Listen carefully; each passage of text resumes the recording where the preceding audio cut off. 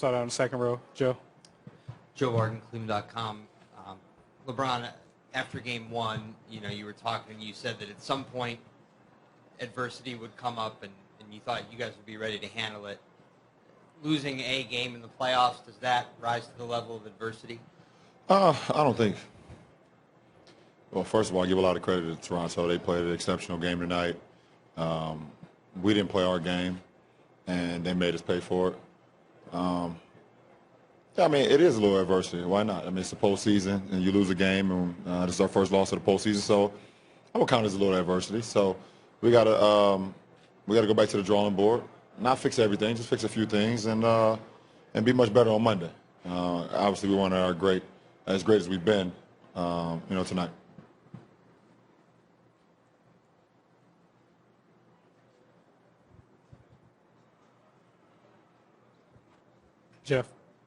Jeff Zogett, USA Today. LeBron, without having seen film, what were some of the reasons that you were not on your game tonight as a team?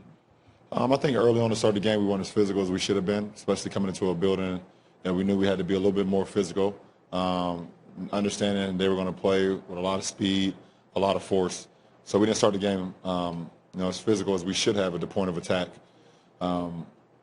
Also, I think we lost track of some of our keys that we came into the game with, allowed us to kind of get sidetracked throughout the course of the game. And then in the second quarter, our second quarter lineup didn't do a great job of paying attention to detail, and they was able to bust the game open and score 33 points in that second quarter.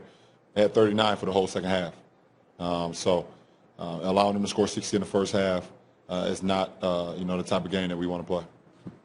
Back to Joe. JR, you guys were trailing by as many as 18, I think, in the second quarter, but did you feel like that this was a game just that you could come back in, and at what point did you really feel like it actually got away? I honestly didn't feel like it got away until we came out in the fourth.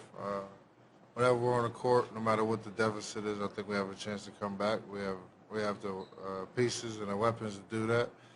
It's just a matter of staying focused mentally and just locking in. Like Brian said, we got a little lax the first quarter, start the game off with, and they got too many easy buckets, and we just got to make them work harder on Monday. Third row, Jason.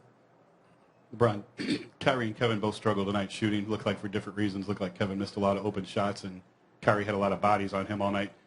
I guess how do you evaluate how they played, and how much more does that put on you when they struggle shooting the ball like they did? I think it's good for them. It's good for them. First little adversity they faced individually in a long time.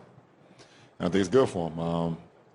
I think they'll be much better, obviously, on Monday, but it's good for them. I mean, when someone's not shooting the ball extremely well, obviously we don't want two of our big guns not to shoot the ball. It's going to be difficult for us to pull a game out like that, even though, with us shooting in the 30s, it was still a 5-point game at one point in the third quarter.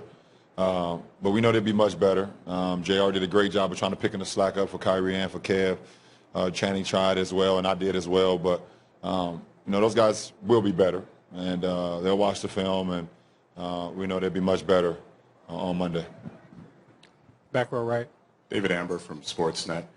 The Raptors were saying that tonight Bismack Biyombo was sort of their energy guy, and that's sort of the role he plays on this team.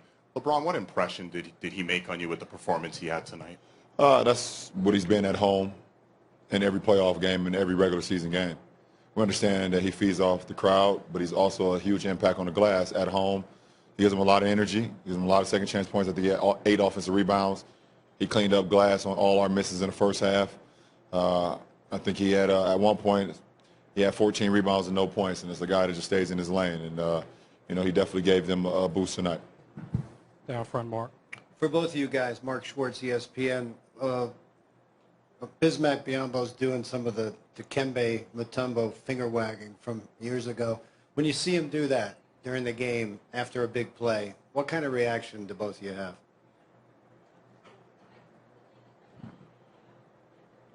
Same one you got right now, you getting from him. We don't really have a reaction. I mean, he gets a great block. We trying to get back on defense. We're not watching him wave his finger, but, he probably admires him. I mean, we all take something from somebody. If I shoot a fadeaway, I got it from MJ.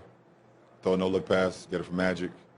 He shoots fadeaway threes. I don't know who he gets those from, but we all admire somebody, so 2K. yeah. So it's no big deal. Dave. Dave McManaman, ESPN. LeBron, your normal response to physical plays, kind of dust yourself off and move on to the next play and avoid retaliation. At what point does that change? Could that change?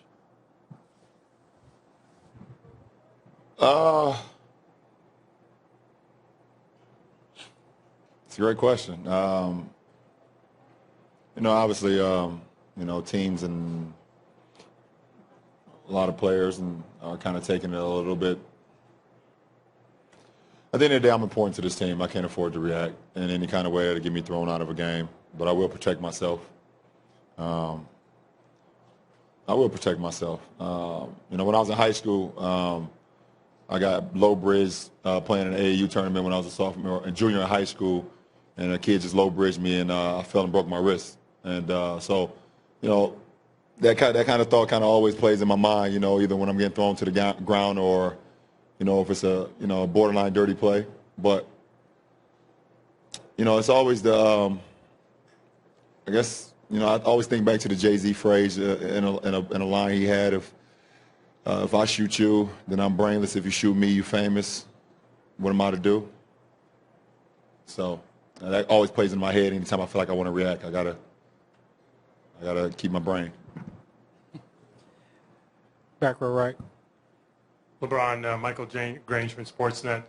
There were a lot of hard fouls out there, but that little skirmish before the end of the first half, it looked like, I don't know, did you realize who hit you, and was it as bad as it looked, or were you maybe trying to sell a call a bit?